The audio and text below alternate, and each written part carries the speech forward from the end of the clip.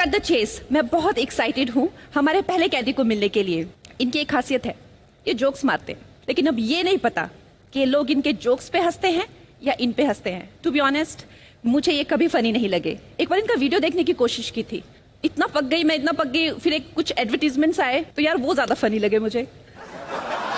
लेकिन मैंने सुना है ये मेरा काफी मजाक उड़ाते हैं। ये लड़की पर कंगना रनावत की क्या बात करे, उसे उंगली करने वाले लोग बिल्कुल नहीं पसंद, और जिसकी 11 उंगली हो वो तो बिल्कुल नहीं। कंगना हमेशा बोलती है कि उसको इंडस्ट्री में काम नहीं मिला। उसे जरूर प्रोड्यूसर व्हाट्सएप करते होंगे काम के लिए, लेकिन वो ईमेल ही पढ़ती है। कंगना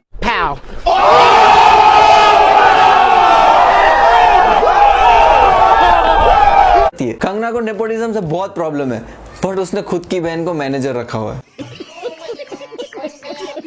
पर देखिए आज क्या दिन आ गया है कि जो मेरा मजाक उड़ाते हैं आज मेरी ही जेल में मेरे ही कैदी बन के आ रहे हैं। तो बुलाइए पहले कैदी को।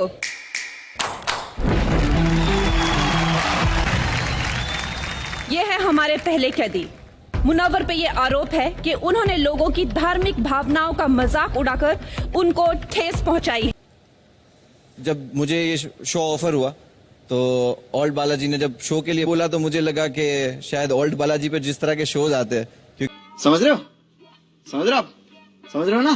क्योंकि मैं बचपन में सास भी कभी बहुत ही देखता था, और जब जवान हुआ तो ओल्ड बालाजी देखने लगा, तो मुझे लगा इसी तरह के कोई शो के लिए ऑफर क्या होगा, cause I was also fucked that time. But music बहुत शुक्रिया। तो आप दोनों ही लोगों को हंसाने का काम करते हैं, लेकिन आप दोनों के तरीके बहुत अलग हैं। तो क्या कहना चाहेंगे आप उसके बारे में? जैसे कि हमने अपने गुरुओं से सीखा है, दिल, दिमाग, आंखें, आवाज, नेचर, नियत और कंटेंट हमेशा साफ सुथरा होना चाहिए, क्योंकि जो ऑडियंस है, ये पब्लिक है, ये सब जानती है, ये पकड़ लेगी आपको, ये जनता हवलदार है। ये हंसते हैं तो हमारे घर बसते हैं। इन्होंने तो बता दिया इन्होंने अपने गुरु से क्या सीखा। आप बताएंगे आपके गुरु ने आपको क्या सिखाया? मैंने सड़कों पे सीखा है, तो कोई गुरु नहीं था।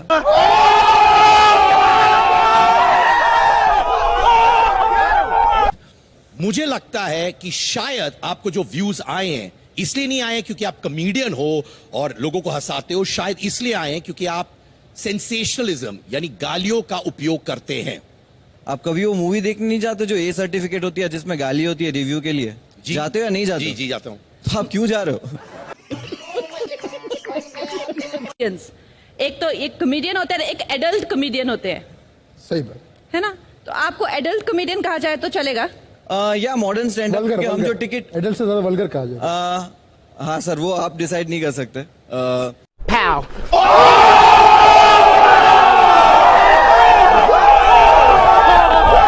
काफी चलता है वेस्टर्न कंट्रीज में, इंडिया में भी काफी चलता है। मेरे क्राउड वर्क पे भी 10 मिलियन व्यूज है, और उसमें कोई गाली भी नहीं है, और उसमें सिर्फ इम्प्रोव कॉमेडी है, जगह पे बनाई गई। एक ही जोक पुराना एक सेट लेके वही घिसा पीटा हम नहीं करते। तो ये फॉर्मेट है सर, सबका अपना अपना तो स्टाइल आपका है। मतलब है कि सुनील जी घिसा पीटा कॉमेडी करते तो रुको जरा, सबर करो। हैं? मेरे शो पे सर 18 प्लस का ये रहता है कि 18 प्लस ही ऑडियंस अलाउड है। तो आतंकवादी को भी लगता है कि मैं गलत नहीं कर रहा हूँ, उसका भी अपना ग्रुप होता है, उसके भी अपने फॉलोवर्स होते हैं। उसके आप लोग ये हर लेवल आर्गुमेंट पे। में आतंकवादी तो कहां से आ जाते बीच में? मेरा कॉमेडी की बात समाज चल रही है, में अगर आप आतंकवादी आ गया।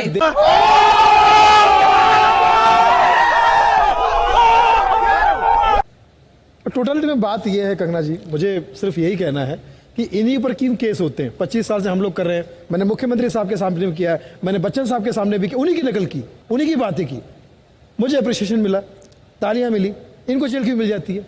अमिताभ बच्चन सर के भक्त नहीं थे ना, इसलिए।